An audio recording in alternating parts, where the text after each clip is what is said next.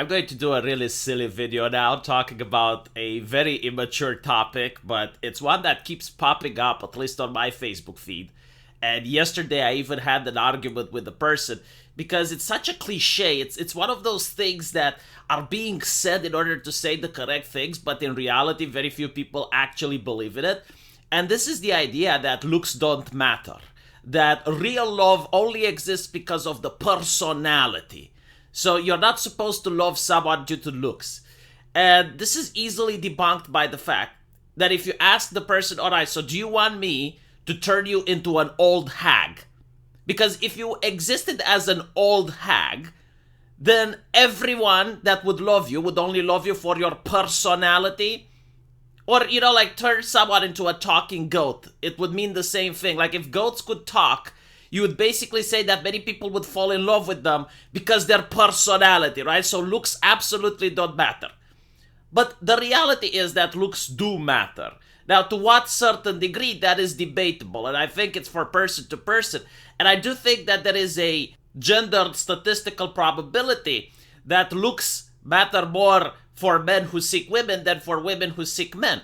At the end of the day, the joke, this is why women wear makeup and this is why men lie, holds true. It's because women are more interested in personality and men are more interested in looks. And this is why you have this misconception, because a woman who is attracted to personality more is going to think that everyone else on planet Earth probably is like her. It's also probably why more men catcall. It's because if they were to be catcalled by women, they would probably enjoy that. Same reason why when a male school teacher ends up being a pedophile, society is incredibly outraged and no one is going to defend that. But when a female teacher ends up in the news having molested the children under her care, people are more tolerant. It's because most men, they would view that as, oh, well, when I was 14, I would have loved it if my teacher did it. There are those men in society and they do think like that. So I believe that the people who say these things, like looks don't matter and personality is more important, is because they themselves believe it as such, and they project that belief upon the rest of the human earth. Like they believe that if they're like that, everyone else needs to be like that. And you notice this line of thinking in many other human interactions. Now, with that out of the way, I would also like to point out that even women who believe that personality is more important, even they have beauty standards. Like, for example, they care about the height of the man. They care about the eye color. They care about the hair. If you ask a random woman, it's like, how would you like your perfect man to be?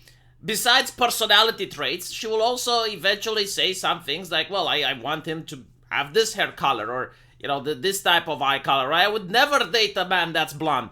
Like, that thing actually happens. So it is important to point out that everyone does care about beauty looks. There is a reason why a person that, let's say, survives a fire and then has half of their face burned out, they're going to experience depression because they realize that they have been mutilated and this will affect the way other people see them.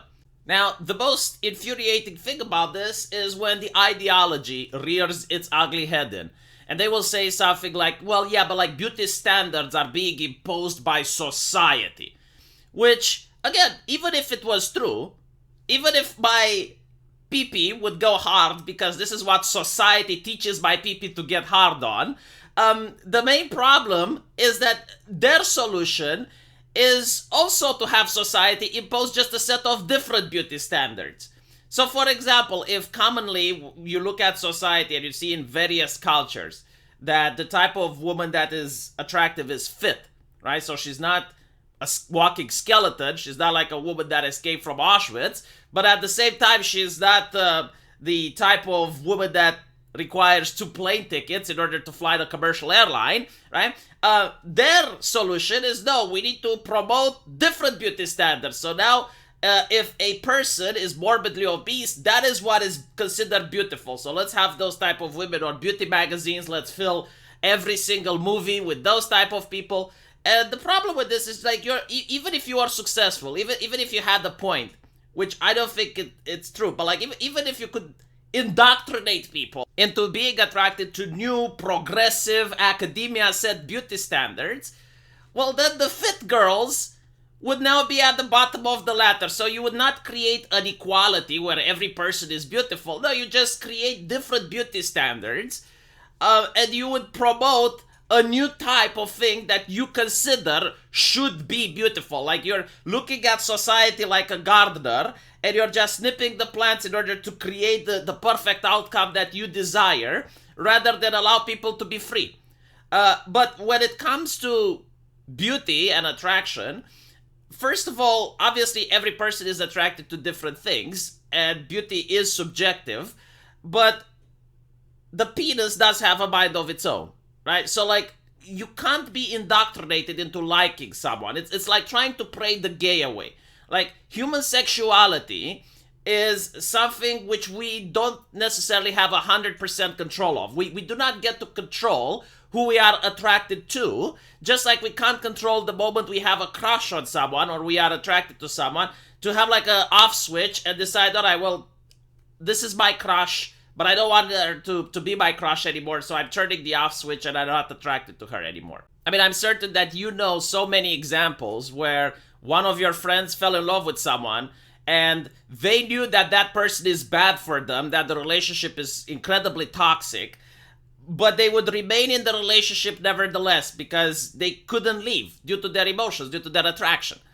So, yes, like, when it comes to attractiveness, it's more of a lizard brain type of thing. It's something that we don't really have control of. And just trying to force something in society, like trying to force people to be attracted to newly created progressive beauty standards, isn't going to work. You're just going to try to oppress people and be ashamed of whom they're actually attracted towards. And finally, while beauty is subjective, it would be folly not to believe that there are certain standards of beauty that are very likely to be found almost universally attractive. So even if you find like a couple of people that disagree and they don't have that attractive for them, chances are if you take a random sample of 100 people and you show them something, they will be like, yeah, you know what, that's beautiful. Yeah, like, sure. For example, a picture of a trash can. Even if you have a 4K camera, high definition, and you manage to capture the sunset, and it's a very beautifully well done picture, how many people are going to hang that on their walls? Like, universally, people are going to be disgusted by that picture. You know, some can consider it's good art, it's good photography, they like the colors, but like, no one is going to genuinely believe that is something that they want to hang over their bedroom wall. Alternatively, a picture of a beautiful sunset or a Japanese garden is going to be universally liked. While there may be people that say, well, you know, this is not my cup of tea, I don't really like that, no one is going to say that it's ugly. And if they enter a room where that picture is hanged on the wall, they're not going to be disgusted by it. So it goes to show that universally there are some standards. For example, music is also considered art and subjective. And some people are attracted to one type of music, and other people are attracted to a different type of music. But objectively, if you were to have an orchestra and they're all playing out of sync, it sounds bad. No one is going to consider that, yeah, you know, this is excellent music. Like, if you take a sample of 1,000 people and you show them an orchestra that plays in sync and another orchestra that plays without sync, overwhelmingly, you're going to know the response even before you do the experiment. So this is the type of thinking when you have like beauty doesn't matter. It's done usually by people who are upset that maybe they themselves aren't beautiful and they would like to socially engineer society to force people to accept that they are beautiful, even though deep inside people would still not accept that. And finally, once we come to the conclusion that beauty is important, we also need to accept that women are more attracted to personality than men. And this is very easily provable if you look around and ask, like, how many men would date a grandmother? So a 20-year-old man, how many of them would go out with a grandmother?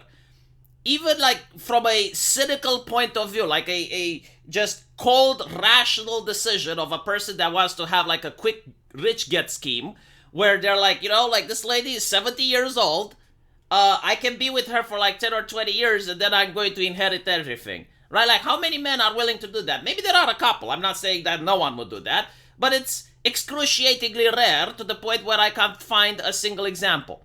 Now let's put the reverse. How many women would date a very old man for the same cynical reasons, or maybe genuinely fall in love with them, right? Like, if that is the question, you can look at celebrity gossip magazines, you can look at tabloids, and you can find a multitude of examples where the man is incredibly old and he still manages to have a young wife. Now, again, I don't know whether or not this is done for cynical reasons because the woman wants the man to inherit the wealth through the marriage, but what I do know is that the reverse doesn't happen, which shows me that probably personality indeed plays such a big role that the person is willing to overlook everything when it comes to the standards of beauty and is still going to go into a marriage. And that overwhelmingly happens to one gender more than another. Let me know what you guys think. I mean, if you disagree with me, I would love to hear that in the comment section. But I wanted to put this conversation to rest because whenever you go on social media, like you hear this type again and again. And my answer is, all right, well, if that's the case, would you like to be an old hag? Because then the only type of people that would love you would definitely be for personality alone.